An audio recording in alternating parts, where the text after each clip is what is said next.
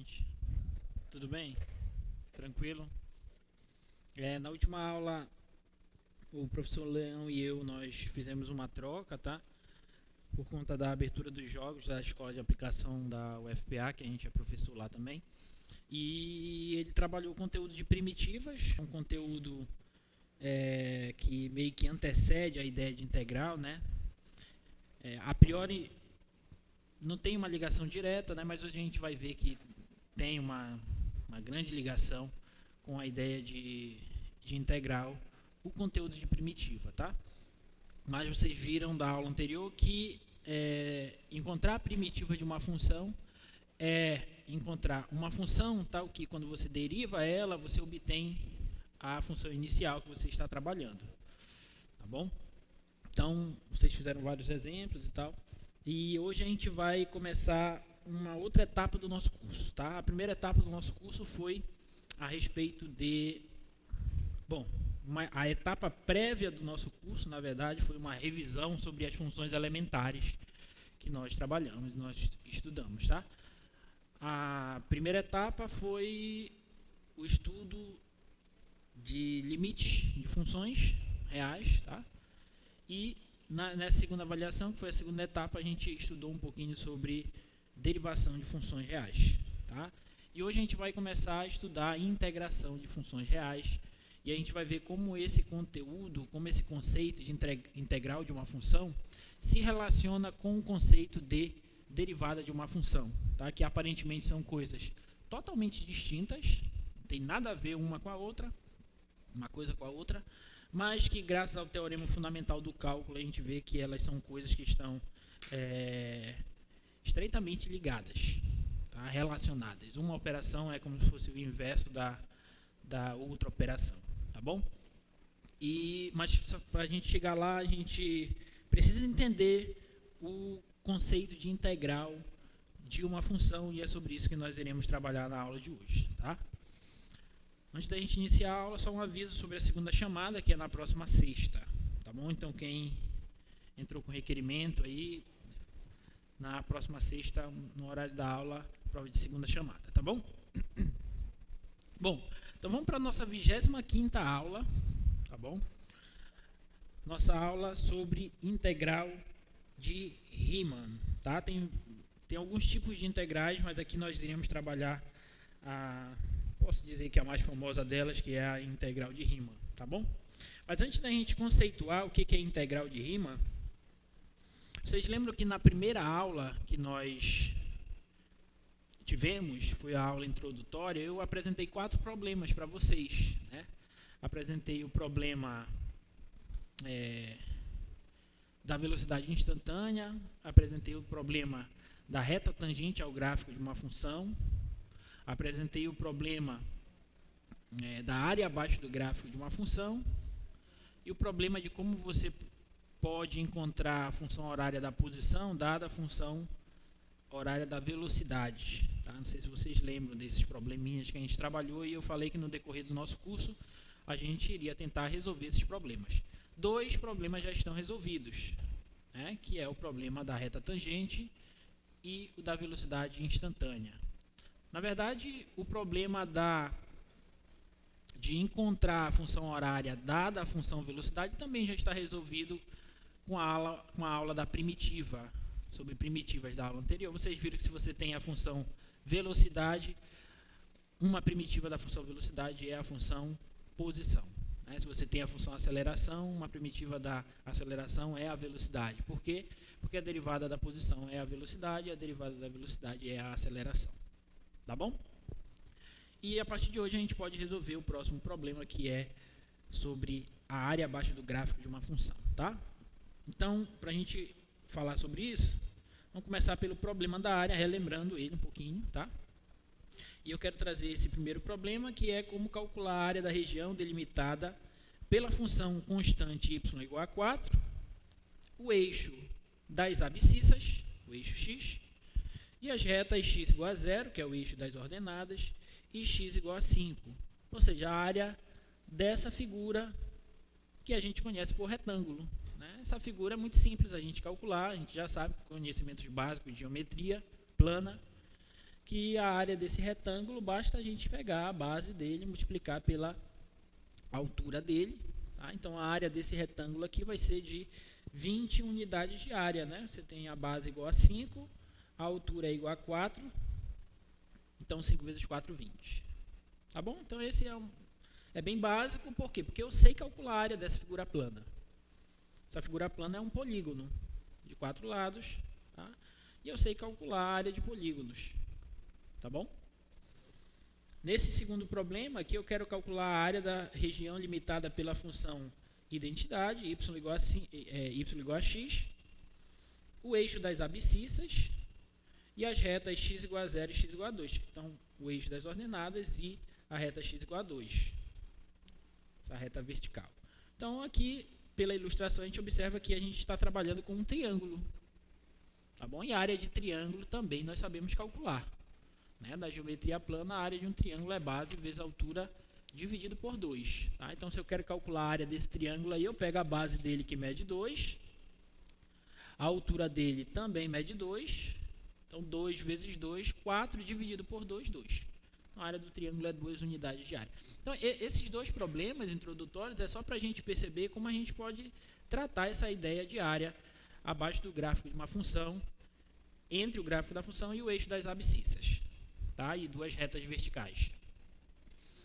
A grande questão é que essas figuras aí a gente conhece, a gente sabe como se trabalha com elas. Porém, quando nós temos, na verdade, em geral, né, nós não tratamos apenas de figuras cujos lados dela, né, polígonos, com lados retos. Né? Pode ser que você tenha figuras planas com lados curvilíneos. Né? A mais famosa delas é a circunferência, né? Que hoje a gente sabe calcular a área dela, mas que na antiguidade não se tinha a mínima ideia de como se poderia fazer isso. Né? E aí lá com Arquimedes, Eudoxo, com o método da exaustão, que foi uma coisa que eu comentei com vocês na primeira aula que nós tivemos, surgiram as primeiras ideias de como se poderia calcular a área de certas figuras com lados curvilíneos.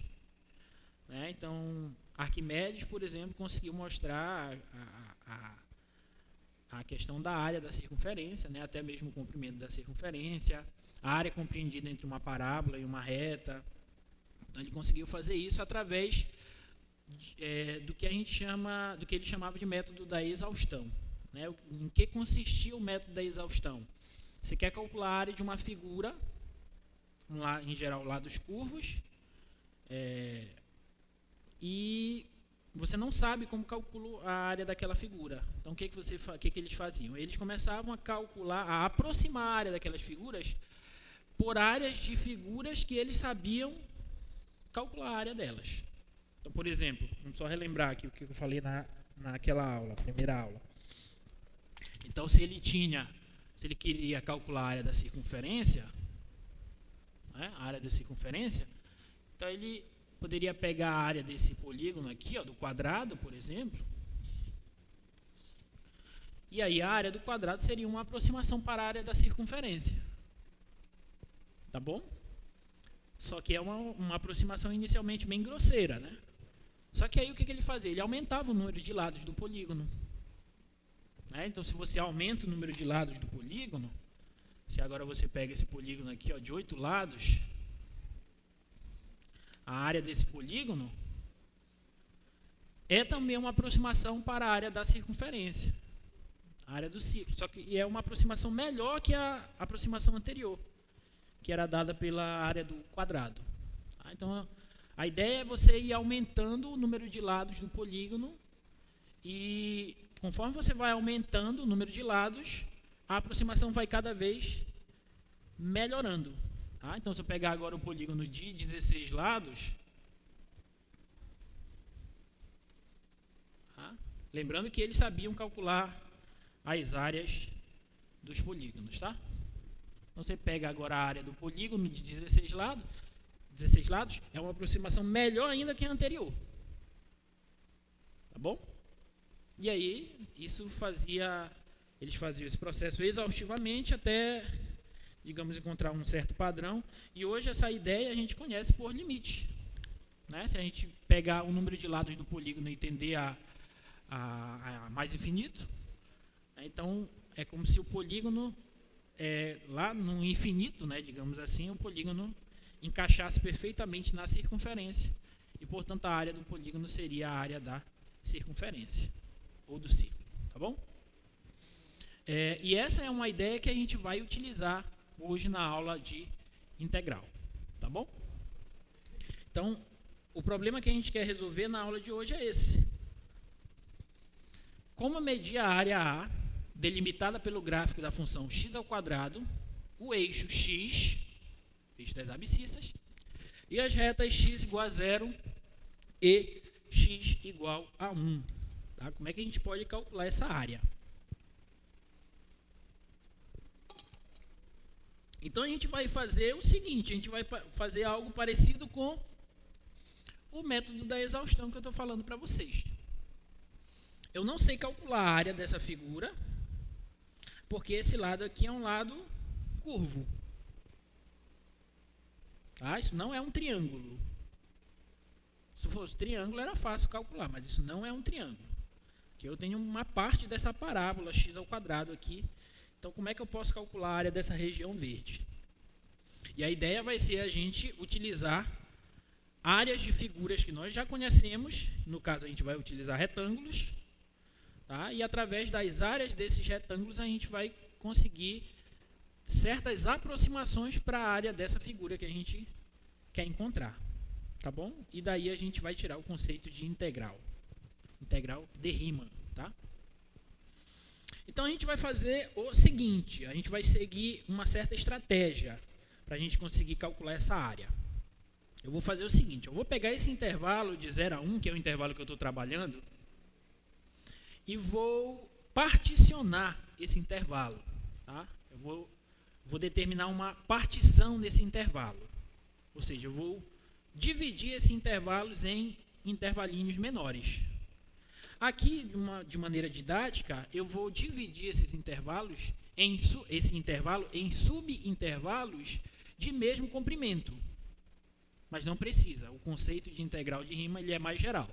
Tá? Mas aqui a gente vai pegar esse intervalo de 0 a 1 e nós vamos subdividi-lo em intervalinhos de mesmo comprimento. Tá bom? Então eu vou dividir ele a priori em 4 subintervalos. Como eu tenho um comprimento de 0 a 1, o comprimento de cada subintervalo vai ser o extremo da direita menos o extremo da esquerda dividido pela quantidade de subintervalos. Né? O que a gente está fazendo é isso aqui. Ó. Eu estou com um intervalo de 0 a 1. E de 0 a 1 e eu estou dividindo em 4 partes iguais. Né? Então, quanto que mede cada partezinha dessa aqui? Estou pegando aqui... comprimento aqui ΔX. Tá? Então esse ΔX, cada subintervalo desse, como eu estou dividindo pela mesma intervalo de mesmo tamanho, então eu pego o comprimento total, que é 1 menos 0, direita menos esquerda, e divido pela quantidade, que é 4. Tá? Então cada subintervalo vai ter um comprimento de 1/4. Ok? Tá bom? E aí eu vou fazer o seguinte, eu vou construir 4 retângulos,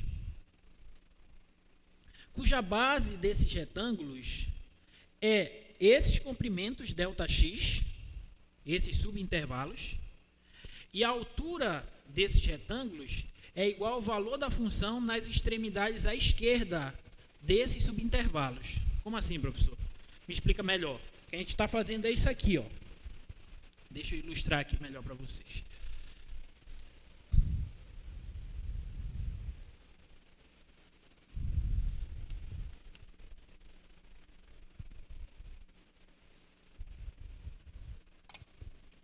Está aqui o gráfico da parábola.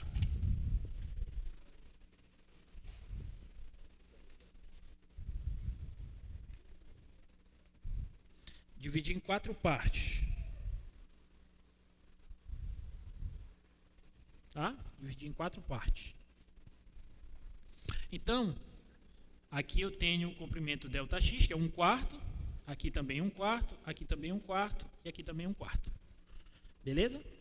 E aí eu vou pegar o extremo da esquerda e vou considerar os retângulos de base ΔX e a altura igual ao valor da função na extremidade esquerda de cada subintervalo. Então, por exemplo, vou pegar esse carinha aqui, que é a esquerda desse intervalo, a extremidade esquerda desse intervalo, e vou encontrar o valor dele na função. E aí eu vou considerar o seguinte retângulo, ó, o retângulo cuja base é este comprimento ΔX e a altura é o valor da função aplicado na extremidade esquerda. Então, eu vou considerar este retângulo aqui, ó. Tá bom? E vou fazer isso para cada subintervalo. Tá? Então, eu vou pegar agora este subintervalo, comprimento ΔX, a base do retângulo vai ser ΔX, e a altura desse retângulo vai ser a imagem da função na extremidade esquerda dele. Detalhe, não precisa ser a extremidade esquerda. Pode ser extremidade esquerda, pode ser extremidade direita, pode ser o ponto médio do subintervalo, ou pode ser qualquer ponto do subintervalo. Por questões didáticas, a gente vai utilizar a extremidade esquerda. Tá bom? Então, a altura do retângulo vai ser a imagem desse ponto aqui, ó. Tá? Então, o outro retângulo que eu estou tratando é este aqui, ó. Este outro retângulo. Beleza? E vou fazer isso para cada um dos retângulos, então, cada um dos subintervalos. Então, vou ter este outro retângulo aqui também. E o último retângulo seria aqui, né? Só que a base é ΔX e a altura dele vai ser o f de 0, que é 0, tá? Então, na verdade, ao invés de 4, nós vamos ter 3 retângulos aí. E aí, o que eu vou fazer é calcular as áreas de cada um desses retângulos. Tá? Vou pegar as áreas de cada um desses retângulos e vou somar essas áreas. A soma das áreas desses retângulos é uma aproximação para a área abaixo do gráfico, parábola entre o gráfico e o eixo das abscissas. É claro que, a priori, é uma aproximação grosseira. Está faltando muita coisa aí para chegar na área correta, né? Mas é uma aproximação. Tudo bem? Então, mostra o slide aí para a gente, por favor. Então, estou construindo os retângulos e estou calculando a soma das 4 áreas, das áreas desses 4 retângulos, tá? Então, eu tenho aqui a visualização melhor aqui que o meu desenho ali, tá bom? Então, observe como o comprimento aqui é 1/4, o comprimento total é 1 e cada subintervalo mede 1/4. Então, aqui vai ser 1/4, aqui vai ser 2/4, que é meio, aqui vai ser 3/4 e aqui 4/4, que é 1, tá bom? E aí eu vou encontrar as imagens de cada um desses pontos pela função que eu estou trabalhando, que é a função x². Beleza? Alguma dúvida? Então, olha só, vamos voltar aqui para o quadro rapidinho. Então, aqui, ó, esse ponto aqui é o ponto 1/4, porque este comprimento é 1/4. Este aqui é o 2/4, ou meio, né? E este aqui é o 3/4, tá? E aí eu preciso encontrar as imagens desses valores pela função x², tá? E esse aqui é o f de 0. Então, o f de 0 é 0, a função é x². Então, o f de 0 é 0. O f de 1/4 é 1/4 ao quadrado, que dá 1/16. O f de 2/4 é 2/4 ao quadrado, que dá 4/16. O f de 3/4 é 3/4 ao quadrado, que dá 9/16. Tá? Então, bora calcular a soma das áreas desses retângulos aí, só para a gente ver como é que vai ficar essa aproximação. Tá bom? Então, a soma das áreas desses 4 retângulos, eu tenho 4 retângulos aí. Então, o primeiro retângulo, a base é ΔX, que é 1/4, e a altura é 0. Então, fica 0 vezes 1/4. Tá? Segundo retângulo, a altura é o f de 1/4, que é 1/16, vezes a base, que é ΔX, que é 1/4. Tá bom? Terceiro retângulo é o F de 2/4, que é 4/16, vezes o ΔX, que é 1/4. 1/4. E quarto retângulo, a imagem do F de 3/4 deu 9/16, e a base é o ΔX, que é 1/4. Tá bom? Então, essa soma aqui será 1/4, está em todas as parcelas, então eu vou pôr ele em evidência. Aqui é 0, não vai me interessar, então aqui vai ficar 1/16, mais 4/16, mais 9/16. Então, isso aqui vai dar 1/4 vezes 9, 10, 14 por 16. Tá? Então, eu posso até simplificar isso aqui ainda por 2, né? Fica 7 por 8. Então, essa soma aqui vai dar 7 por 32. Tá bom? Então, a soma desses 3 retângulos aí, são 4 retângulos, mais um tem área 0, né? A soma desses 3 retângulos aí vai dar 7 por 32, que é aproximadamente igual a 0,21875, tá? Essa soma aqui, ó. 0,21875. Então, novamente, essa soma aí é uma aproximação para a área que nós queremos determinar, mas não é exatamente a mesma área. A gente pode perceber que a área original, ela é, vou voltar aqui, ela é maior que essa área que a gente acabou de calcular. Tá bom? Mas como é que eu faço para melhorar essa aproximação? O que a gente pode fazer para melhorar essa aproximação? Bora tacar mais retângulos aí. Ou seja, bora subdividir mais ainda esse intervalo de 0 a 1. Então, ao invés de 4 retângulos, eu vou colocar agora 8 retângulos. Está aqui, ó. Vou particionar o intervalo de 0 a 1 em 8 partes. Cada uma dessas partes vai ter o comprimento de 1/8. Tudo bem? E aí eu vou fazer a mesma historinha e vou calcular essas somas. Beleza? Quando eu calcular a soma das áreas desses retângulos, eu vou ter uma aproximação. E aí, aqui eu acho que deixa eu ver. Eu peguei uma tabelinha e fui aumentando cada vez mais o número de retângulos. Fui particionando cada vez mais o meu intervalo, de 0 a 1. Tá? Então, eu peguei aqui, ó, 10 retângulos, a aproximação é essa. 20 retângulos, o valor é esse. 30 retângulos é esse, 03168. 50 retângulos, 03234. 100 retângulos, 032,835. 1000 retângulos, 033,28335. Então, observa que com 1000 retângulos, nós temos essa estimativa aqui para a área que nós queremos. Mas isso ainda está longe da área original, da área, digamos, verdadeira. Tá? Mas por essa tabela, é mais ou menos razoável a gente conjecturar que a área que nós estamos atrás é de 1/3. Está indo para 0,33. Tá? Vocês vão ver que é 1/3 mesmo no final da aula, a gente vai mostrar de fato que isso é 1/3, tá bom? Então eu vou aumentar o número de retângulos. Aqui eu tenho, para vocês verem mais ou menos como que é. Ó. Aqui eu tenho, por exemplo, 35 retângulos. Observa que está faltando aqui, né? Se eu der um zoom aqui, ó, observa que tem algumas partes que não estão preenchidas. E de fato, vão continuar não preenchidas, né? Então se eu botar agora, por exemplo, 500 retângulos, parece que já está totalmente preenchido, né?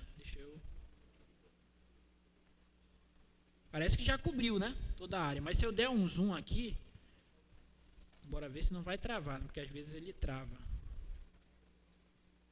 Olha só. Tá? Então, obviamente não está totalmente preenchido, né? Deixa eu reduzir aqui. Vou aumentar. Bora ver se o computador vai aguentar. Bora colocar 1000. Deixa eu ver se cabe 1000 retângulos. Olha, os 1000 retângulos. Parece que ficou bem preenchido, né? Mas se eu der um zoom aqui, ó.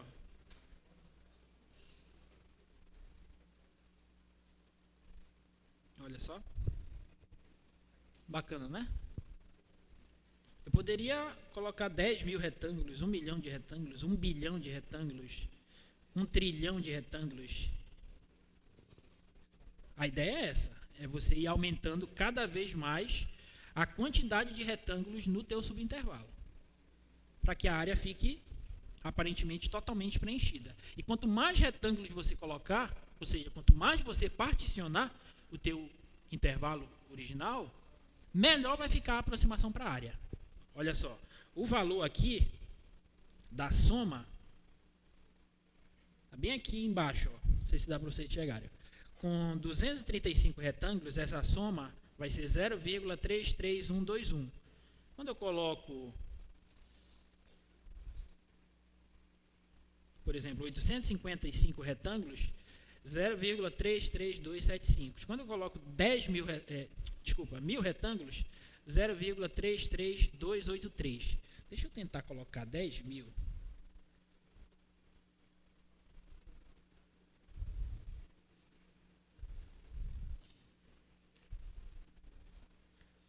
Bora ver para onde vai estabilizar. Olha só, com 10.000 retângulos, ele estabilizou mais uma casa decimal, com 10.000 retângulos. Tá? Bora ver se ele aguenta mais. Bora colocar 100.000 retângulos. Se der bug no computador, vocês vão ter que dar um outro computador para o projeto Newton. Mas não vai dar não. Ainda nem estabilizou. Eu tinha que colocar mais casas decimais aqui, mas eu não vou mexer nisso, porque senão pode ser que dê um bugzinho nisso aqui, né? Deixa eu voltar aqui para 1000, porque senão... Tá bom, deixa nos 1000 mesmo. Mas vocês já entenderam a brincadeira, né? A ideia vai ser o quê? A gente aumentar cada vez mais o número de retângulos e a soma das áreas desses retângulos vai se aproximando cada vez melhor da área que eu quero. Entendeu a brincadeira? E é meio estranho a gente pensar, porque para pensar. Como eu estou aumentando o número de retângulos, eu estou cada vez mais particionando o meu subintervalo.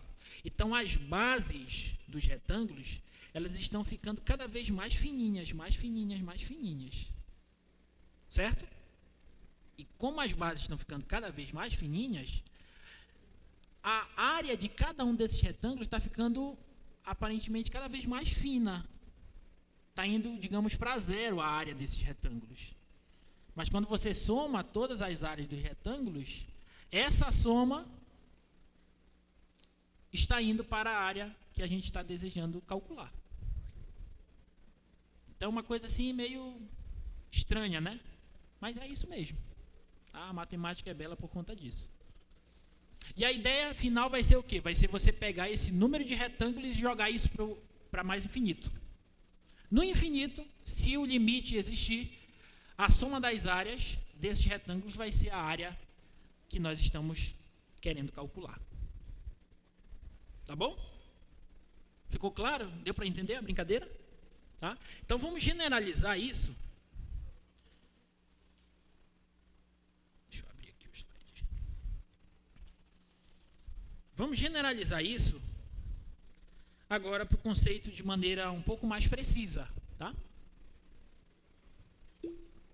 Vamos considerar inicialmente uma função não negativa. Tá?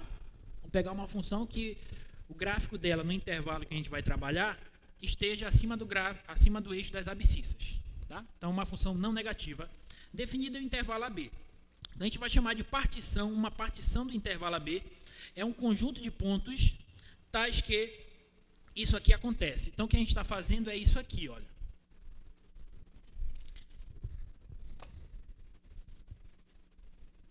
Imagina que você tem aqui, ó,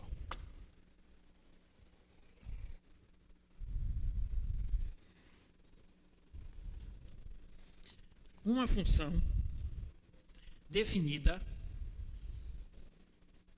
em um determinado intervalo AB aqui, ó.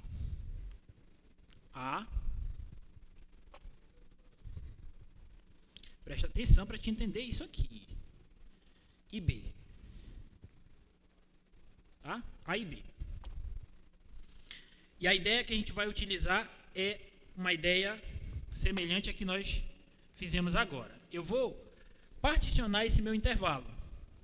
Tá? Então, eu vou dividir ele em subintervalos. Só que a grande questão é que esses subintervalos, eles não precisam ter o mesmo comprimento como nós fizemos no primeiro exemplo. Eles podem ter comprimentos distintos, diferentes. Tá bom? Então, vou particionar ele aqui, ó, em comprimentos de tamanhos distintos. Tá? E aí eu vou considerar que esse ponto aqui inicial é o x0, esse aqui é o x1, esse é o x2, esse é o x3, e assim por diante, até o xn menos 1, xn menos 2, xn menos 1, e o b é o xn. Tá bom? Aqui no meio vai ter um xi menos 1, e aqui um xi.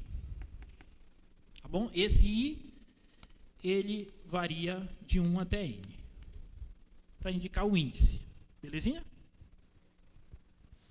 Então, vou particionar esse meu intervalo AB em subintervalos que não necessariamente terão o mesmo tamanho. Tá bom? Podem ter tamanhos distintos. Beleza? E aí, o que a gente vai fazer depois? Então, observa que essa definição de partição ela está satisfeita ali naquele desenho que eu fiz, porque o x0 é menor que o x1, que é menor que o x2 e assim por diante. Tá? Então, mais ou menos o que a gente está tendo é isso aqui. Ó. Aí o gráfico da função e eu particionei o intervalo AB. E agora o que a gente vai fazer? Eu vou pegar, estou chamando de I1, o intervalo de x0 a x1, I2, o intervalo de x1 a x2, e assim por diante. Então, eu tenho N subintervalos. Tá? E aí, em cada um desses subintervalos, eu vou tomar os seguintes pontos. Lambda 1 no primeiro intervalo, lambda 2 no segundo intervalo, até o lambda n no enésimo intervalo. Esses pontos que eu estou tomando, eles são o que a gente chama de pontos amostrais. Então, em cada subintervalo aqui, ó, olha para cá. Em cada subintervalo, olha para esse primeiro subintervalo. Eu vou escolher um ponto. No nosso exemplo inicial, a gente escolheu o ponto da esquerda no intervalo. A gente pode escolher o ponto da esquerda, a gente pode escolher o ponto da direita, a gente pode escolher o ponto médio, a gente pode escolher qualquer ponto, dependendo da função, você pode escolher qualquer ponto. Tá? Então, eu vou escolher um ponto aleatório aqui, sei lá, esse pontinho bem aqui. Esse ponto eu vou chamar de lambda 1, que é o ponto amostral do primeiro subintervalo. Tá? Então, eu vou escolher um lambda 1, aqui eu vou escolher um lambda 2, aqui eu vou escolher um lambda 3, aqui eu vou escolher um lambda i, aqui eu vou escolher um lambda n menos 1, e assim por diante. Entendeu a brincadeira? Aqui o lambda n. Alguma dúvida? Voltando para o nosso exemplo inicial. O que a gente fez depois da gente escolher o ponto? A gente calculou a imagem da função nesse ponto, não foi isso? Sim ou não? A gente vai fazer a mesma coisa. Eu vou calcular agora a imagem da função nesses pontos amostrais. Tá? Então, é como se eu traçasse uma retazinha aqui, ó. E vou calcular a imagem da função nesse ponto. A imagem da função nesse ponto aqui. Ó. Aqui também. Então, eu vou fazer isso para cada subintervalo.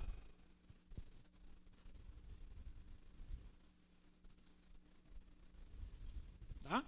Então, teria isso aqui, mais ou menos. Alguma dúvida? Tá. Aí, olha só. Tá aqui, ó, que eu estou fazendo, para vocês enxergarem melhor.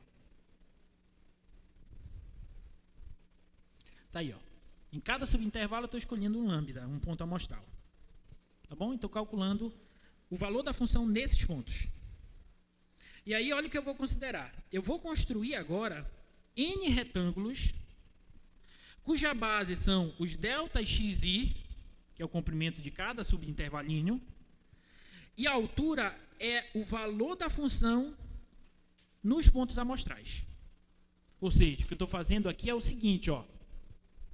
Esse intervalinho aqui, ó, é o ΔX1. Esse aqui é o comprimento ΔX2. Esse tem o comprimento ΔX3.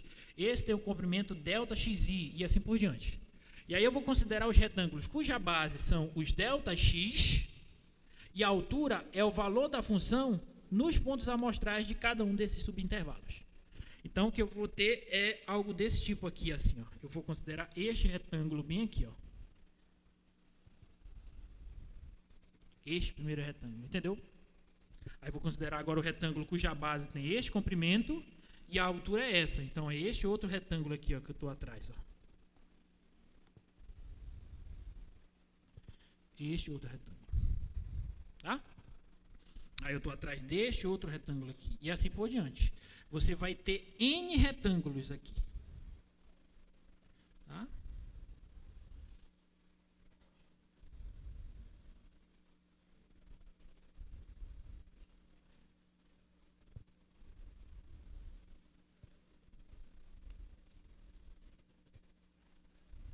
Aí, ó. N retângulos. Belezinha? Alguma dúvida? E aí, o que é que eu vou fazer agora? Vou calcular a área de cada um desses retângulos, tá? Então, vou calcular essa área aqui, ó. Vou calcular essa área. Vou calcular essa. Vou calcular essa. Vou calcular a área de todos esses retângulos aí. Tá? De todos esses retângulos. Beleza? E aí, depois que eu calcular desses retângulos, eu vou somar as áreas deles. Tá bom? Vou somar as áreas desses retângulos. Então, a soma das áreas desses retângulos é esse somatório aí, ó. Olha só, deixa eu fazer aqui no quadro. Sn, que é a soma das áreas dos N retângulos que eu estou chamando, vai ser a área do primeiro retângulo. A altura dele é o f de lambda 1. F de lambda 1. Vezes o comprimento, altura vezes base, o comprimento ΔX. Tá bom? Segundo retângulo, altura f de lambda 2, base ΔX2. O iésimo retângulo, f de lambda i, vezes ΔXi.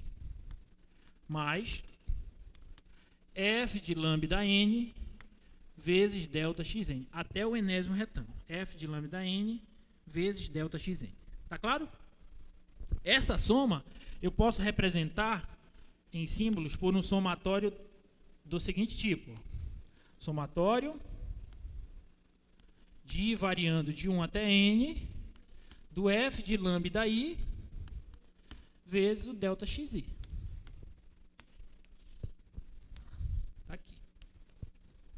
Já viram esse símbolo, né? Símbolo de somatório. Tá bom? Significa que você está somando essas parcelas com i variando de 1 até n. I variando de 1 até n, tá? Ok? A essa soma, a gente vai chamar de soma de rima. Tá bom? Essa soma a gente chama de soma de rima. E observa, a soma das áreas desses retângulos é uma aproximação para a área que eu estou atrás, que é a área abaixo desse gráfico, compreendida entre o gráfico e o eixo das abscissas. Tá claro? É exatamente a mesma área? Não. Mas essa soma aqui, ela é uma aproximação para a área que eu estou atrás. Alguma dúvida? Beleza. E aí a gente vai dizer o seguinte, ó.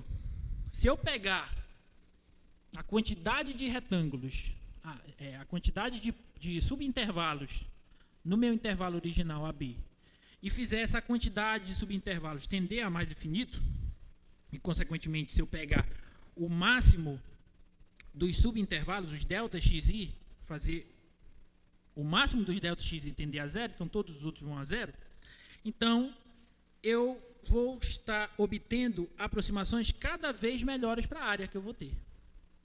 Tá? E, portanto, se esse limite aqui existir, quando eu fizer o n tender a mais infinito, se esse limite existir, eu vou definir a área como o resultado desse limite. A área que eu estou atrás vai ser o valor do limite daquele somatório ali. Ok? Se o limite existir. Tá? Para as funções que nós estaríamos trabalhando, esse limite vai existir. Mas tem funções que a gente vai ver que não são integráveis, tá? Vocês podem ver mais à frente isso. Aqui a gente vai tratar somente das integráveis. Até porque a gente está trabalhando com funções contínuas em geral, tá? Então a ideia da integral de rima é essa. É você pegar o intervalo que a tua função está definida, particionar esse intervalo, calcular as áreas desses retângulos, somar essas áreas, soma essas áreas, e depois você passa o limite, ou seja, você faz o número de subintervalos tender a mais infinito. Se esse limite existir, a gente vai definir a área que nós estávamos atrás como o valor daquele limite. Alguma dúvida? Tudo bem? E aí, olha só, esse número A, a gente diz que é o limite das somas de rima, ele vai ser definido, vai ser chamado como a integral de rima da função f sobre o intervalo que nós estamos trabalhando, o intervalo AB. Tá? E aí a gente vai representar essa integral, que é esse limite aqui, por este símbolo aqui. Tá? Isso aqui é como se fosse um S esticado assim, sabe? Um S meio estilizado. Então, o que esse símbolo está falando para a gente, essa simbologia está falando para a gente, é o seguinte: se S, que está representando, a gente pode entender como se fosse uma soma, tá? No intervalo de A até B, e aí tem que ter muita atenção para o posicionamento desses dois camaradinhas aqui. O de baixo a gente chama de limite de integração inferior, o de cima a gente chama de limite de integração superior, então tem que estar na ordem correta, da função f de x dx. Tá? Então essa vai ser a simbologia que a gente vai utilizar para representar este limite aqui. Observe que até que faz sentido, ó, porque esse S é como se fosse uma soma, e aqui nós temos a letra sigma do somatório, f de x, aqui f de lambda i, dx, aqui o delta xi. Ok? Então isso é o que a gente chama de integral de rima. E aí, novamente, se esse limite existir, porque a priori pode ser que esse limite não exista. Tá bom? Nada me garante que esse limite vai existir. Mas se ele existir, para todo x no intervalo AB, isso aqui é muito importante, independentemente da escolha dos pontos amostrais. Não interessa os pontos amostrais que você vai tomar. Pode ser o extremo da esquerda, o extremo da direita, pode ser o ponto médio, pode ser qualquer ponto nos subintervalos que você particionou, o teu intervalo original. Independente da escolha dos pontos amostrais, se esse limite existir, para todo x no intervalo AB, a gente vai dizer finalmente que a função f é integrável no intervalo AB. E o valor desse limite vai ser o valor da integral dessa função f. Tá? E, consequentemente, lembra que a gente está, a priori, tratando de funções positivas, tá? Funções, na verdade, funções não negativas. Tá? Então, se esse limite existir, o valor da área abaixo do gráfico dessa função, entre o gráfico dessa função e o eixo das abscissas, será o valor desse limite, será o valor da integral dessa função, no intervalo em questão. Tá claro isso aí, gente? Agora, observa que esse limite ele não é exatamente aquele limite, aquele tipo de limite que a gente estava trabalhando, limite de funções reais. Tá? Não é exatamente aqueles limites. Tá? E aí eu trouxe a definição mais, digamos assim, formal, que em geral a gente não apresenta, mas eu resolvi apresentar aqui para vocês, porque é uma definição um pouco mais pesada, e cursos mais avançados que começam a tratar sobre ela, tá? Mas eu trouxe aqui para vocês verem pelo menos alguma vez, eu acho importante. Na definição formal é a seguinte: se você tiver uma função f definida no intervalo e um número L, número real, A gente diz que esse número é a integral de Riemann, como eu falei para vocês, existem outros tipos de integrais, tá?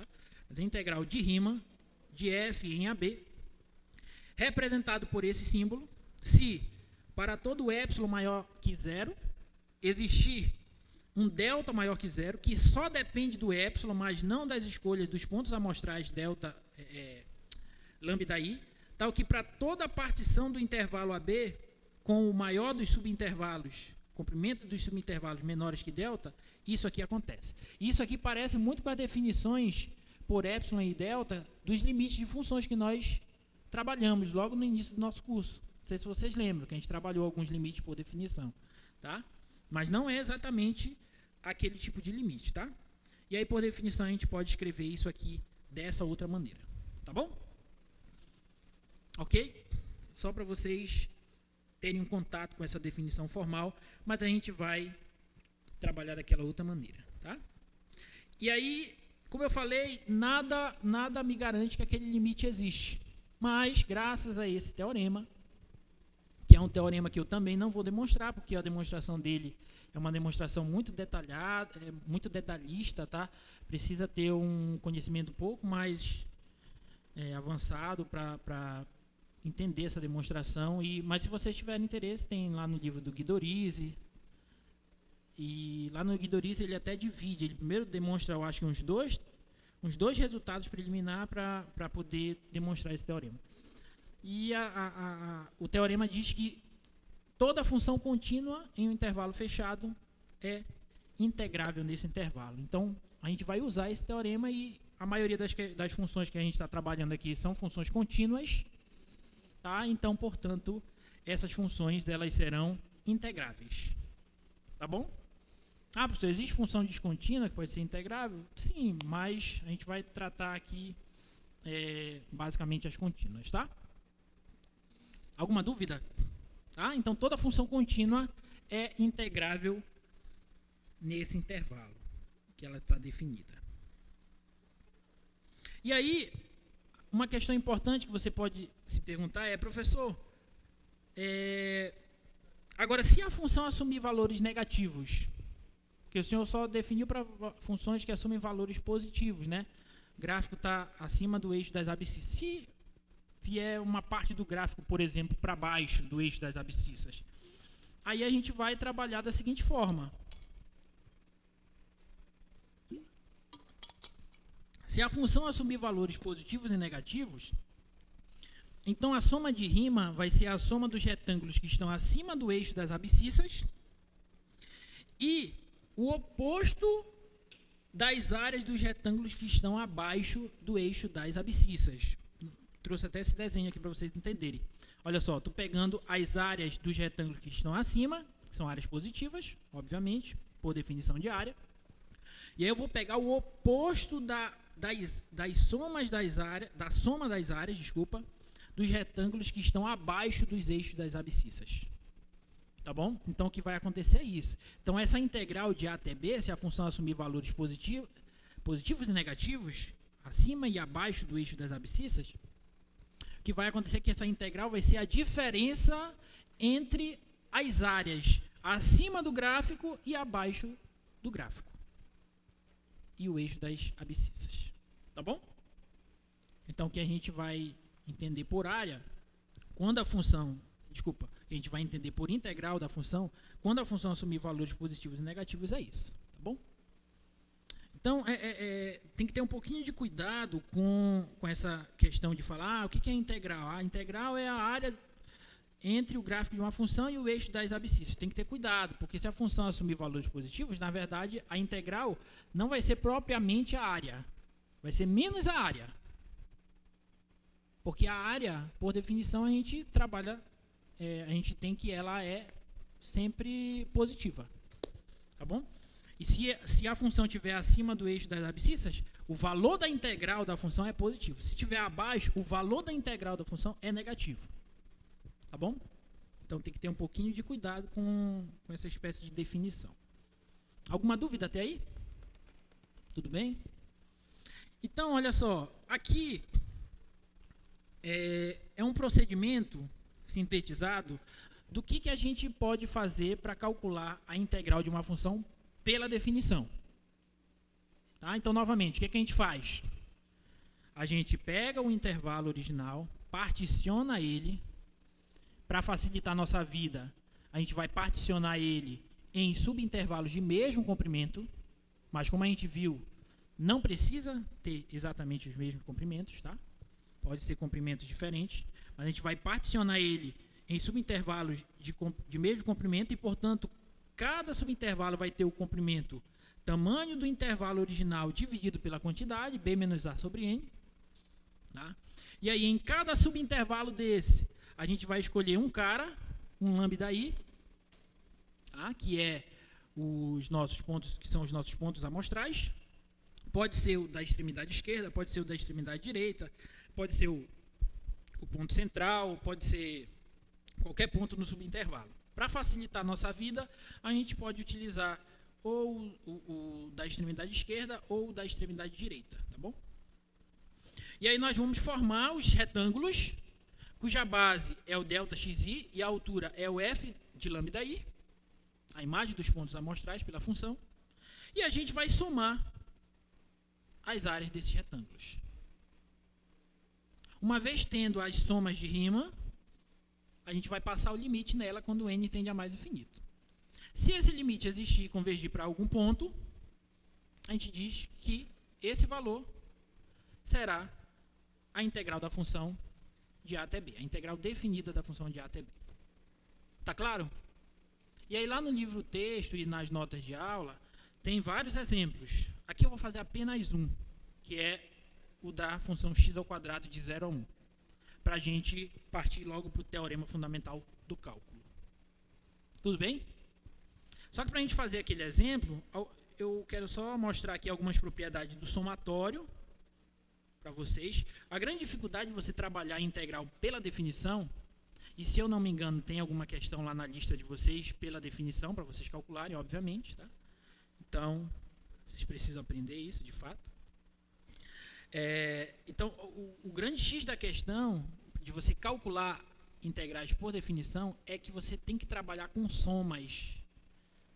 As somas de rima, né? Você tem que somar aqueles retângulos e vai aparecer um somatório, e não é tão simples você trabalhar com somatórios. Tá bom? Esse é o grande problema.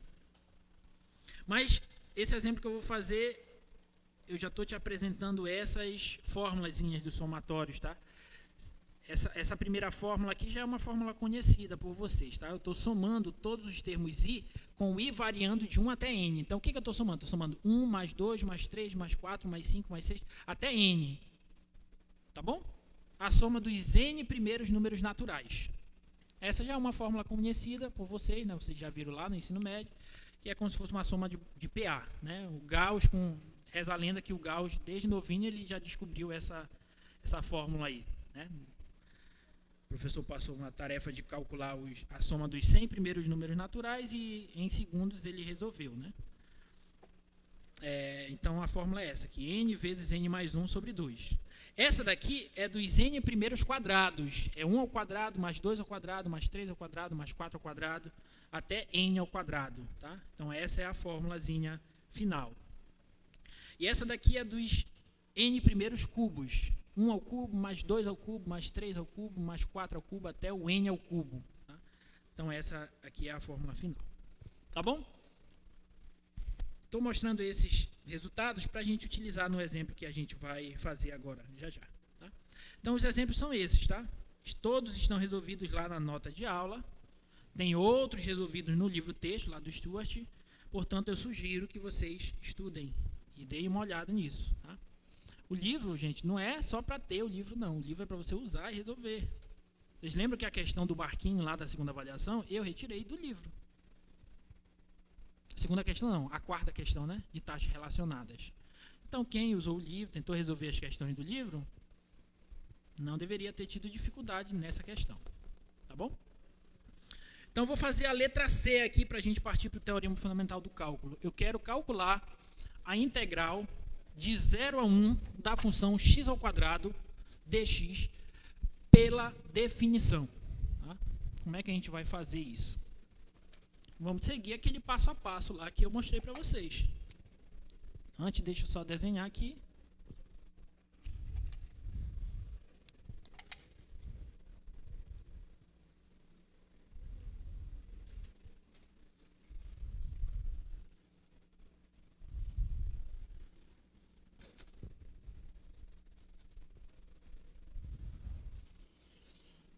Vamos tá aqui.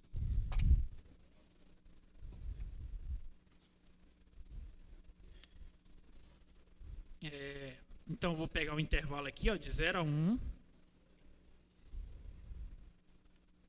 Que é 1, é 0. Tá? E aí a brincadeira vai ser aquela. Eu vou primeiro particionar o intervalo em N subintervalos. Aqui eu vou tomar de mesmo comprimento, para facilitar a minha vida. Tá? Então, o que eu quero calcular é isso aqui. Integral de 0 a 1 de x ao quadrado dx. Quanto que vale isso de fato? A gente já viu, já estimou que o resultado disso tem que dar 1/3. Tá bom? Se não der 1/3, é porque eu errei alguma coisa aqui. A gente errou alguma coisa. Tá? Então, vamos lá. Então, eu vou particionar o intervalo de 0 a 1 em N subintervalos. Pergunta, quanto que vai medir cada subintervalo?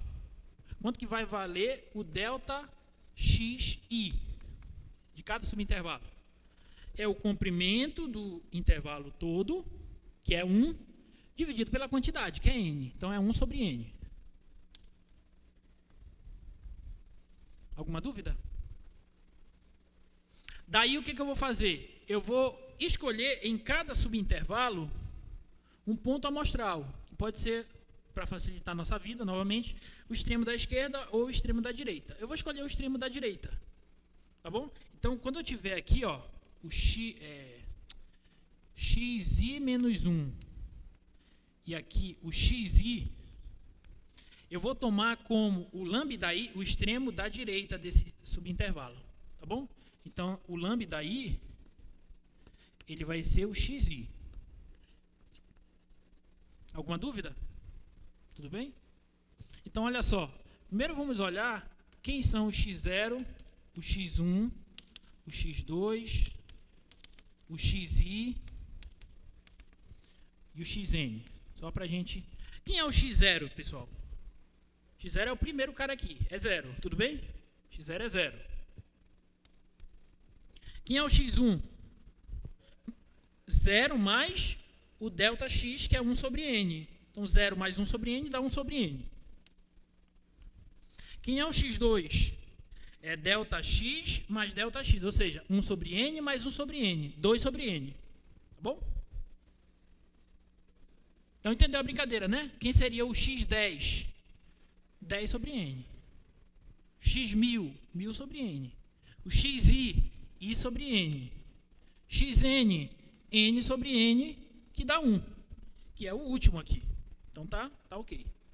Tá bom? Então, estou escolhendo o lambda-i como o extremo da direita de cada subintervalinho. Tá bom? Então, o lambda1 vai ser o x1. O lambda2 vai ser o x2.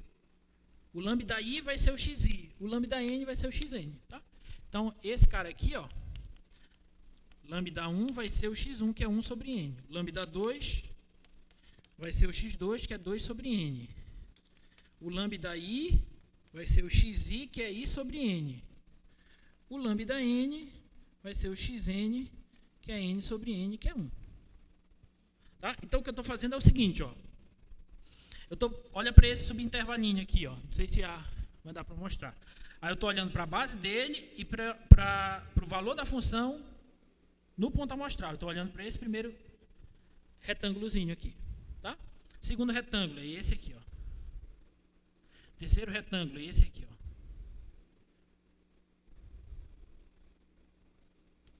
Quarto retângulo é esse aqui, ó. Quinto é esse.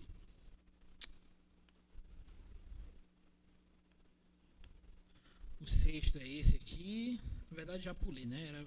Era o iésimo retângulo, mas tudo bem, só para vocês entenderem. Aí vai ter esse aqui, ó. E vai ter esse aqui, ó.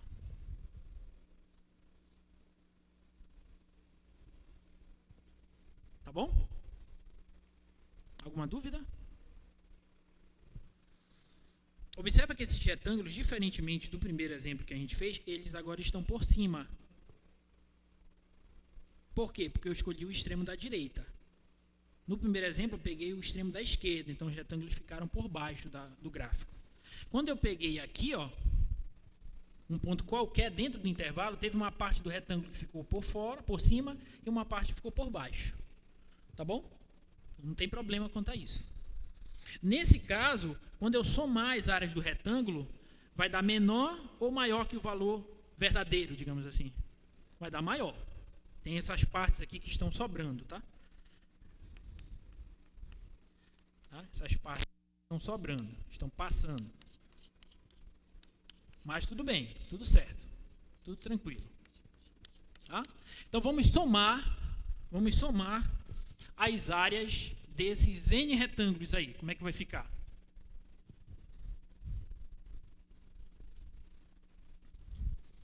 Então, olha lá, o SN, que é o somatório,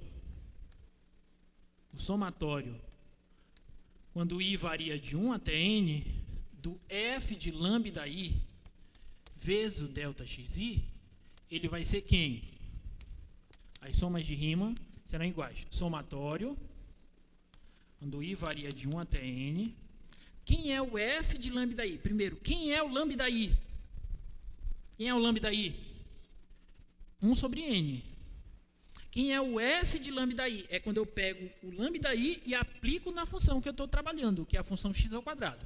Certo? Então, o F de lambda I é I sobre N ao quadrado. Tudo bem? Vezes o delta xi. Quanto que vale cada delta x? Cada delta x? 1 sobre N. Então, aqui é 1 sobre N. Então, esse Sn vai ser somatório, quando I varia de 1 a N, de I ao quadrado, aqui vai aparecer N ao quadrado, só que N ao quadrado vezes N, N ao cubo, certo? Alguma dúvida? Só que, observa que o somatório, a variável dele, digamos assim, é o I. Então, o 1 sobre N ao cubo, eu posso tirar do somatório, pelas propriedades do somatório, deixa eu mostrar novamente aqui para vocês. Tá? Pela propriedade do somatório, quando você tem uma constante, essa constante pode sair do somatório. Tá? E quando você tem um somatório e uma soma aqui das variáveis, em função dos índices, você pode quebrar os somatórios. Tá? Tanto para mais quanto para menos. Tá? Então, o que a gente está fazendo é isso. Aí eu vou pegar o 1 sobre N ao cubo, vou tirar ele do somatório. Então, o Sn vai ser 1 sobre N ao cubo, vezes o somatório, quando I varia de 1 até N, de I ao quadrado. Está aqui, ó. Essa aqui é a soma de rima. Beleza? Só que essa soma aqui é a soma dos N primeiros quadrados. 1 ao quadrado, mais 2 ao quadrado, mais 3 ao quadrado, mais 4 ao quadrado, até o N ao quadrado. A soma dos N primeiros quadrados, eu já mostrei a formulazinha para ela. Está bem aqui, ó. A segunda linha, N vezes N mais 1 sobre...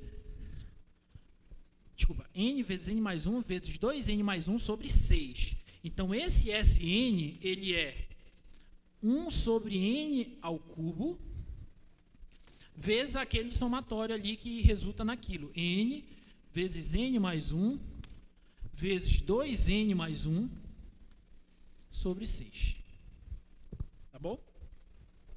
Ok? Então, esse Sn, ele será esse N com um dos N's daqui eu posso cancelar, sobram 2. Então, vai ficar N mais 1 vezes 2N mais 1 sobre 6 vezes N ao quadrado. Está aqui, ó. A soma de rima. Belezinha? O que eu vou fazer agora? Qual é o último passo? Fazer o N tender a mais infinito. Tá bom? Então, calculando agora o limite dos SNs quando n tende a mais infinito, ou seja, o limite quando n tende a mais infinito disso aqui, n mais 1 vezes 2n mais 1 sobre 6n ao quadrado, o que a gente vai obter? A gente vai obter o seguinte, ó.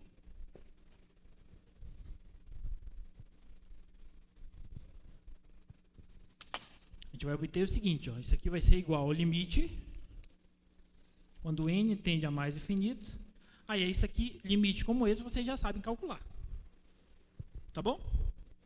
Eu vou fazer o seguinte, eu vou pegar o n aqui e vou colocar em evidência, n vezes 1 mais 1 sobre n. Tá bom? Vezes, aqui a mesma coisa, vou colocar o n em evidência. 2 mais 1 sobre n. Tudo isso dividido por 6n ao quadrado. Tá? Só que aqui eu tenho n vezes n dá n ao quadrado, então posso cancelar com esse. Tá? Então, o limite dos SNs, quando n tende a mais infinito, será igual ao limite, quando n tende a mais infinito, disso aqui, ó, 1 mais 1 sobre n, vezes 2 mais 1 sobre n. Sobre 6. Tá bom? E aí, quando n tende a mais infinito, isso aqui vai para zero, isso aqui vai para zero. Tá bom? Então, isso aqui vai, esse fator vai para 1, esse fator vai para 2, então esse produto vai para 2 sobre 6, que é 1/3. Pronto. Então, portanto, a integral de 0 a 1 da função x ao quadrado na variável x é igual a 1/3. Ok? Alguma dúvida? Algum erro? Achou algum erro? Não? Alguma dúvida? Então aí, que era o nosso problema inicial, está mostrado agora através da definição, tá? E aí, para treinar, vocês podem fazer essas outras. A letra A e a letra B, que são mais fáceis que essa. Essa é mais complexa, tá bom? Mas eu quero logo enunciar. É claro que aí bate o medo, né? Quando o aluno começa a estudar integral, porque a gente tem que apresentar a definição, né? Aí essa definição envolve essas somas, esses conceitos um pouco abstratos. E o principal gargalo aqui para calcular pela definição é esses somatórios que aparecem, né? Que em geral eles não têm uma fórmula assim, alguns não têm uma fórmula fechada, então é muito difícil você conseguir uma fórmula que te facilite o cálculo do limite no final. Tá? Mas, como a matemática é nossa amiga, né? Amiga de vocês, 24 horas, tem um resultado que vai, nos salvar de ter que calcular tudo isso aí. A gente não vai precisar fazer nada disso para calcular integrais de funções. Tá? E esse é o resultado mais importante do nosso curso. Tá? Então, portanto, guardem ele no coração de vocês, porque ele é um resultado extraordinário. Tá? O resultado é esse aqui, ó. Que é o teorema fundamental do cálculo. Tá? O teorema fundamental do cálculo nos diz o seguinte, essa é a primeira parte, tá, do teorema fundamental do cálculo. Ele nos diz o seguinte, se a função f for contínua em um intervalo, AB, então a integral de f de x dx, de A até B, é nada menos que a diferença entre a função f' aplicada no ponto B, menos a função f' aplicada no ponto A, onde essa f' é quem? É uma primitiva da função f. Ou seja, isso aqui a gente chama de integral definida, tá? Porque eu estou colocando os limites de integração. Na próxima aula eu vou falar de integrais indefinidas para vocês. Tá? Ou seja, para a gente calcular a integral de uma função variando de A até B, Eu não preciso fazer nada disso que eu acabei de fazer. Eu só preciso do quê? Só preciso de uma primitiva dessa função. Se eu tiver uma primitiva dessa função, eu calculo o valor da primitiva no limite superior de integração menos a primitiva no limite inferior de integração. Pronto. E aí acabam nossos problemas. Mas não é tão simples quanto vocês estão com esse sorriso aí de orelha a orelha. Ah, professor, agora está fácil, agora não precisa de calculação somatória. Não vou nem estudar isso aí, vou até deixar a questão da lista em branco. A questão que vai ter por definição. Não faça isso. Tá? Não é tão simples porque o que você precisa para calcular uma integral dessa, uma integral definida? Você precisa do quê? De uma primitiva. E, meus amigos e minhas amigas, encontrar primitivas de funções não é uma tarefa tão simples assim. Tá bom? Então, a primeira coisa que você precisa é determinar uma primitiva da função. Aí, se você tiver a primitiva, se você achar a primitiva, aí o resto fica tranquilo. Tá bom? Ok? Então, por exemplo, essa integral aqui de x ao quadrado dx, que a gente acabou de calcular com todo esse trabalho, ela pode ser simplesmente resolvida através do teorema fundamental do cálculo da seguinte forma. Me digam uma primitiva da função x ao quadrado. X ao cubo sobre 3. Então, você pega a primitiva do x ao cubo, da função x ao quadrado, que é x ao cubo sobre 3, e você vai calcular o valor dessa primitiva, e aí a notação que a gente vai utilizar é assim, ó. Pode ser assim, ou pode ser simplesmente uma barra vertical, nos extremos 0 e 1. Tá? Então, eu vou calcular o valor da primitiva no 1, menos o valor da primitiva no 0. No 1, a primitiva vai dar 1 ao cubo sobre 3, menos, no 0, a primitiva vai ser 0 ao cubo sobre 3, e, portanto, isso aqui dá 1/3, que foi o que a gente fez. Tá bom? E aí o teorema fundamental do cálculo nos salva por conta disso. E aqui você já pode ver a relação extremamente importante entre integral e derivada de uma função. Tá? Porque, olha só, eu estou integrando uma função, mas para eu integrar eu preciso de uma antiderivada dela, uma primitiva dela. Beleza? Então, calculo o valor da primitiva nos extremos do intervalo e obtenho o valor da integral. Tá bom? E aqui eu tenho algumas propriedades para ajudar a gente nos cálculos de integrais. Eu tenho algumas propriedades utilizando algumas propriedades das integrais, tá? E aí eu vou só falar para vocês, tá? E depois a gente vai tentar resolver algumas integrais usando o teorema fundamental. Primeira propriedade, gente. A ordem dos intervalos de integração é super importante. Tá? Se você trocar a ordem, a integral troca de sinal. Tá bom? Porque inicialmente estou integrando de A até B. Então, se eu inverter a ordem, integrar de B até A, cada subintervalinho, o delta x, vai trocar de sinal. Portanto, a integral vai trocar de sinal também. Tá? Integrar de A até A uma função sempre vai dar 0. Tá? Estou integrando de A até A, ou seja, eu não estou saindo daquele ponto. Então, você pode entender como área. Qual vai ser a área varrida abaixo do gráfico da função de A até A? Bom, eu não saí do ponto, então não tem área. Então, integrar é 0. Tá bom? Integral de A até B de uma constante C. Essa é muito simples, né? Essa daqui a gente pode entender da seguinte forma. Vou fazer um desenhozinho aqui rapidinho.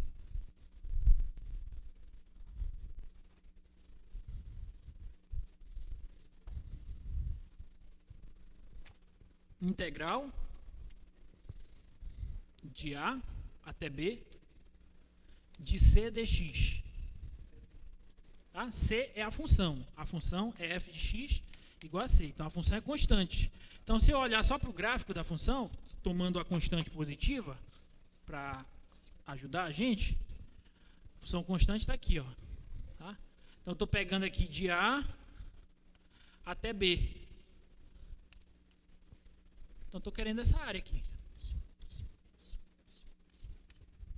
Tá bom? Aqui é C. Mando C positivo para facilitar. Tá? Então, isso vai ser o quê? Um retângulo.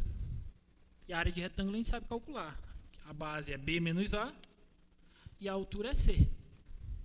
Tá bom? Por isso que o resultado dá aquele lá que eu mostrei no slide. Mostra o slide pra gente, por favor.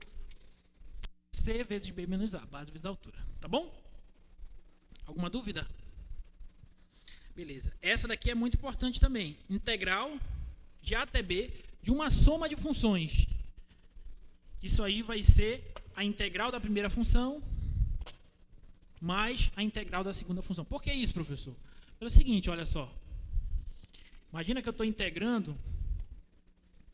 eu estou integrando... tem aqui a função f, sei lá, e a função g. Função g, né? E aqui, eu não sei como é o gráfico da soma, não é tão simples a gente imaginar o gráfico de soma de funções, mas eu estou integrando aí. Tá? Então, eu estou pegando o retângulozinho aqui de A até... daqui de A, até, da função f, e aqui o da função b. Tá bom? Da f e da b. Da b não, desculpa. Da função g. Então, é como se eu estivesse colocando esse retângulo em cima desse, para poder bater aqui em cima, na função f mais g. E aí eu vou fazer isso para cada um dos retângulos. E aí eu vou efetuar a soma de Riemann deles. Tá bom? Então você pode quebrar essa integral em duas. Integral de f e integral de g. Tá? O outro, constante sai da integral. Tá bom? Constante sai da integral. E esse daqui é um dos mais importantes. Tem que ter cuidado com ele. Integral de A até B de f de x dx, eu posso dizer que é a integral de A até B, desculpa, de A até C de f de x, mais a integral de C até B de f de x, onde esse C é qualquer ponto do intervalo AB. Tá? Então, o que a gente está falando é o seguinte, ó. Imagina que eu tenho aqui, ó, de A até B, a função. Vamos tomar positivo novamente só para facilitar a nossa vida. Eu estou querendo integrar ela, função f de x dx, de A até B. Então, estou calculando essa área aqui, ó. O que aquele resultado nos diz é o seguinte: se eu quero calcular essa área, ao invés de eu calcular de uma vez, escolhe um ponto C entre A e B. Ponto C entre A e B. Então, eu posso integrar primeiro de A até C, de A até C, a função f de x, a variável dx, e somar isso com a integral de C até B, mais a integral de C até B, f de x dx, com C entre A e B, qualquer ponto C. Tá bom? Então, ao invés de eu varrer logo toda a área, eu posso varrer do início até uma certa parte e dessa certa parte até o final. Tá bom? Basicamente é isso que essa propriedade está falando. Se a função for positiva, a integral, o valor dela é positivo. Isso aqui a gente já viu pela própria definição, né? E se uma função for maior que outra, então a integral dela, da primeira, é maior que a integral da segunda. Tá bom? Então, essas propriedades, elas, a gente não vai mostrar nenhuma, a gente vai apenas utilizar elas. Elas são fundamentais, são importantíssimas para o cálculo de integrais, tá? Então, alguns exemplos para a gente utilizar o teorema fundamental do cálculo. Tá? Letra A. Eu quero a integral de A até B da função x dx, a variável dx. Então, novamente, pelo teorema fundamental do cálculo, para eu determinar, para eu calcular uma integral definida, eu preciso de uma primitiva da função. Então, me diga uma primitiva da função x. X ao quadrado sobre 2. Essa é uma primitiva, né? O professor Leão falou com vocês que tem a família de primitivas quando você adiciona uma constante, parará, pererê, tá?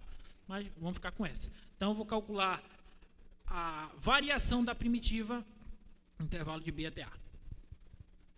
Tá bom? Então, isso aqui vai ser, quando eu aplico B, isso aqui vai ficar B ao quadrado sobre 2, menos, esquece que é negativo. O teorema fundamental do cálculo nos diz que a integral de f de x dx de A até B é o fzão, o valor da primitiva no extremo superior, menos o valor da primitiva no extremo inferior. Tá? Então, menos A ao quadrado sobre 2. Então, esse aqui é o resultado daquela integral. Belezinha? Tá bom?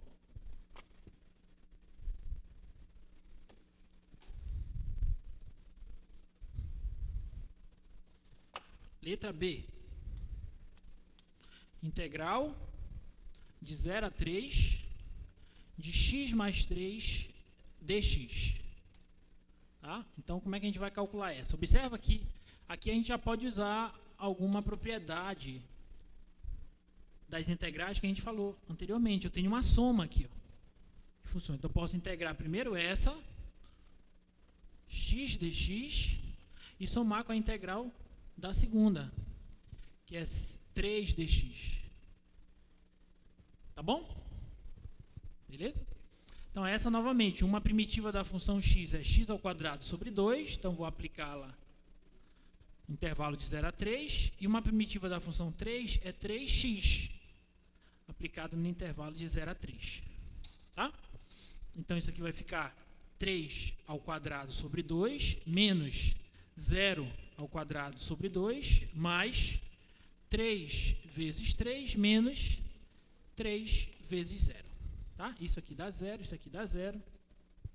Então, isso aqui vai dar 9 meios, mais 9. 9 vezes 2, 18. 18 mais 9, 27 meios. Tá bom? Alguma dúvida? É difícil fazer assim? Tudo bem? Alguma dúvida? Letra C. Integral de 3 a 6, intervalo de 3 a 6, da função 1 sobre x dx. Integral de 3 até 6, de 1 sobre x dx. Qual é uma primitiva da função 1 sobre x? Ah, eu vi gente falando certo aí. Log natural do módulo de x. O professor Leão com certeza falou na última aula. Né? Porque o módulo de x aí só está definido para x positivo. Tá bom? Estritamente positivo. Então tem que ter cuidado. Porém, neste exemplo, você não precisa colocar ln do módulo de x. Por quê? Porque o intervalo de integração que nós estamos trabalhando, nesse intervalo só tem valores positivos. Nesse intervalo aqui, o x é positivo. Concorda ou não? Então, portanto, eu não preciso do módulo, é só ln de x mesmo. Alguma dúvida? Então, tem que calcular o valor do log natural de x, que é uma primitiva da função 1 sobre x, no intervalo de 3 a 6. Tá? Então, isso aqui vai ser o log natural de 6 menos o log natural de 3. Tá? E aí, para deixar bonitinho, você vai usar as propriedades do logaritmo, né? Uma diferença de logaritmos é o logaritmo do quociente. Tá bom? Então, isso aqui vai ser o log natural de 6 por 3, que dá 2. Alguma dúvida? Beleza? Tudo fica muito mais bonito agora, né? Mais tranquilo. Menos tenso em relação ao início da aula, né? Já pensou a gente calcular integrais só pela definição? Não dá, né? Mas o cálculo é belo por isso, né? Justamente por conta desse lindo teorema. Letra D, integral do cosseno de θ, de θ, de π a 2π.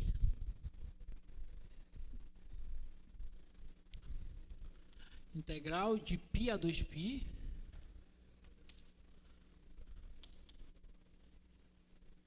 do cosseno de θ de θ. Tá bom? Qual é uma primitiva do cosseno? Seno, né? Então isso aqui seria o seno de θ, que é a primitiva, e aí eu tenho que calcular o seno de θ variando de π até 2π.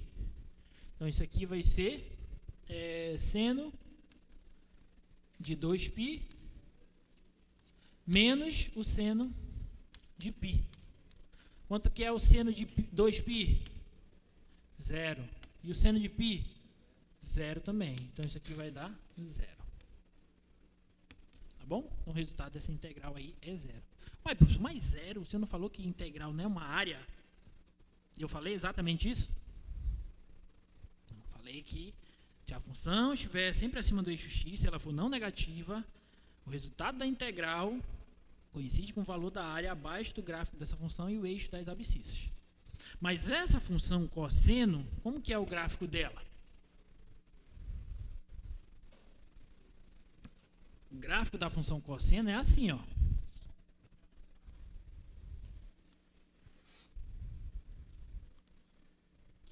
De 0, aqui é π sobre 2, aqui é π, aqui é 3π sobre 2 e aqui é 2π. Esse é o gráfico da função cosseno. Então, o que está acontecendo? Eu tenho essa parte, essa área acima, positiva, essa área aqui também acima, positiva.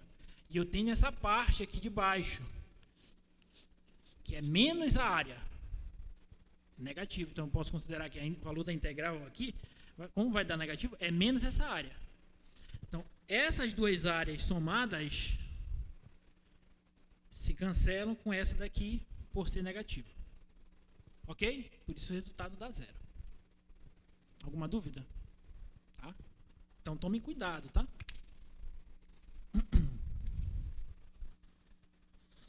Letra E. Integral de 1 a 2 de v ao cubo mais 3v à sexta mais v à quarta dv. Tá?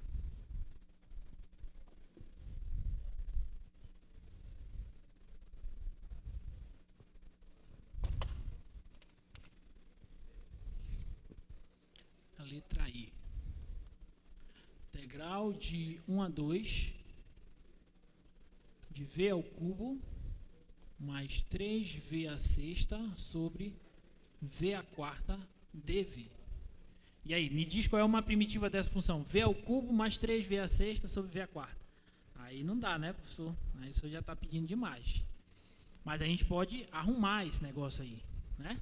Eu posso dizer, como eu tenho uma soma aqui, eu posso dizer que isso é a integral de 1 a 2 de v ao cubo sobre v à quarta dv mais a integral de 1 a 2 também de 3v à sexta sobre v à quarta dv. Certo? Aí, v ao cubo sobre v, isso é 1 sobre v, dv. Mais 3v à sexta sobre v à quarta, o 3 eu já posso tirar da integral, porque é constante, a gente já viu a propriedade. Então, isso fica integral de 1 a 2. V à sexta sobre v à quarta é v ao quadrado dv. Certo? O limite de integração aqui, nele só tem valores positivos. Por que eu estou falando isso? Porque uma primitiva de 1 sobre v é quem? Log natural do módulo de v. Como aqui eu só tenho valores positivos, eu vou colocar só o v. Variando de 1 a 2. Tá bom? Mais 3 vezes primitiva de v ao quadrado. V ao cubo sobre 3, variando de 1 a 2. Tá bom? Então, isso aqui vai ficar log natural de 2 menos o log natural de 1, mais 3 vezes 2 ao cubo sobre 3, menos 1 ao cubo sobre 3. Alguma dúvida? Tudo bem? Log natural de 1 é quanto? 0. Então, isso vai ficar assim, ó.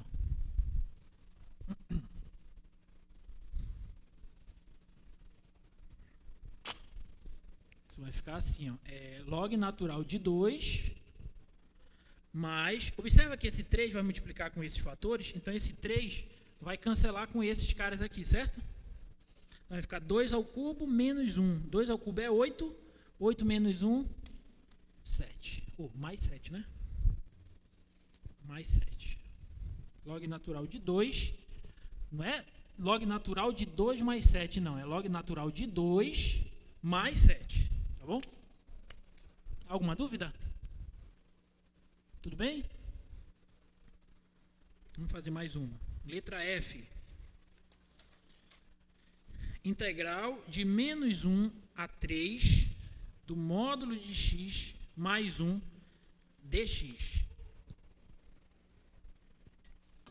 E essa aí? Tem que ter um pouquinho de cuidado já, né? Essa daí tem que ter um pouquinho de cuidado. Por quê, professor? Integral de menos 1 a 3, módulo de x mais 1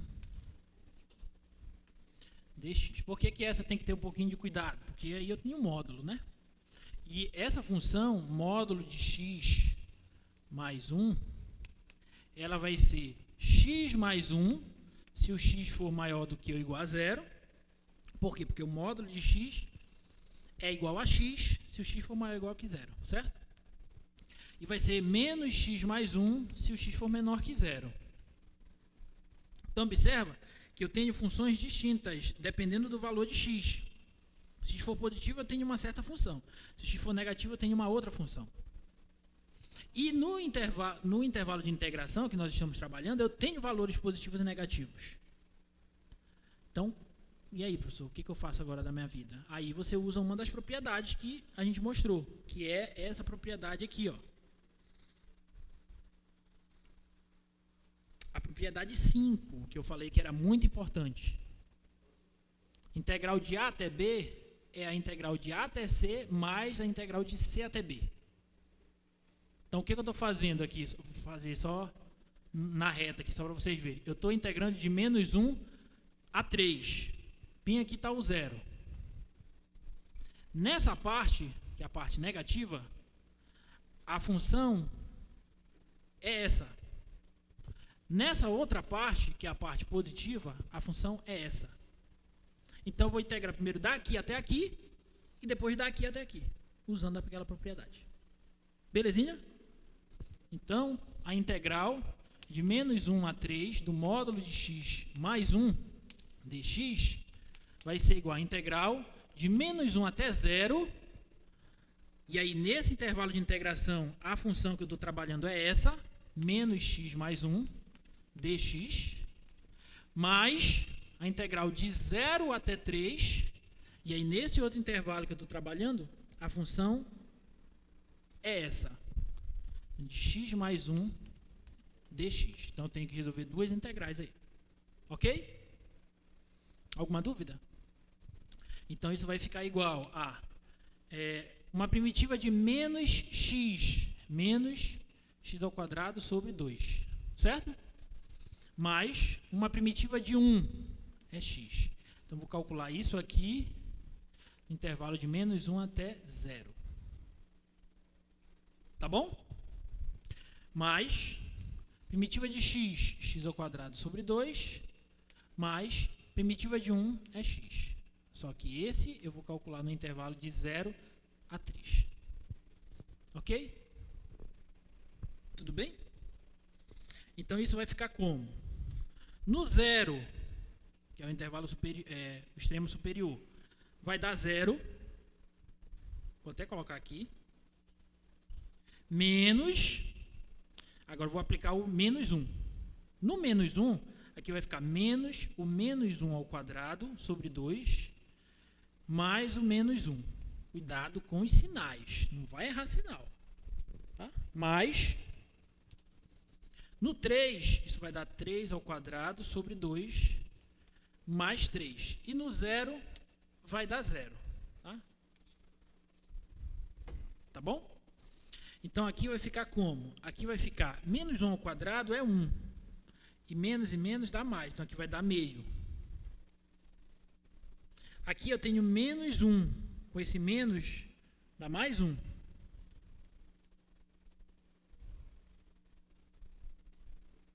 Aqui eu tenho 9 sobre 2.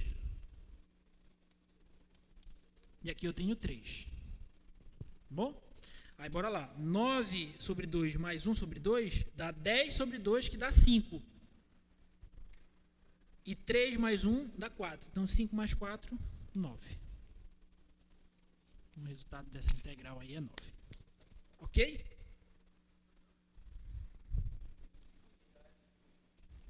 Hã? É, 9. Tá? Só 9. Quando a gente for trabalhar com... Na próxima aula a gente vai trabalhar com área entre curvas. Aí a gente coloca as unidades de área. Ou dependendo da contextualização, pode ser metro quadrado, centímetro quadrado, alguma coisa. Tá bom? Mas por enquanto é só um número real mesmo. Beleza?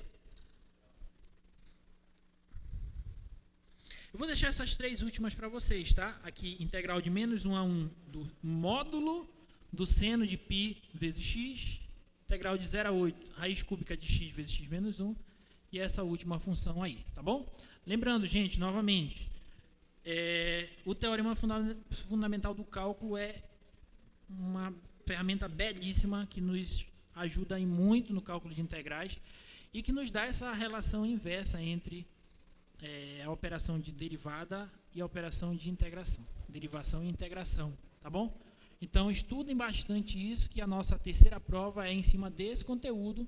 Só que, como eu falei para vocês, só um instantinho, a gente precisa, para calcular uma integral, de uma primitiva. Ponto. Preciso de uma primitiva da função que eu estou querendo integrar. E para isso, encontrar primitivas de funções não é tarefa tão simples. Portanto, nas nossas próximas aulas, nós demandaremos um bom tempo para técnicas de primitivação. Tá? Então, a gente vai calcular ali integral por parte, integral por substituição, algumas técnicas, as mais conhecidas, as mais famosas de integração, para a gente poder determinar primitivas de funções. Tá bom?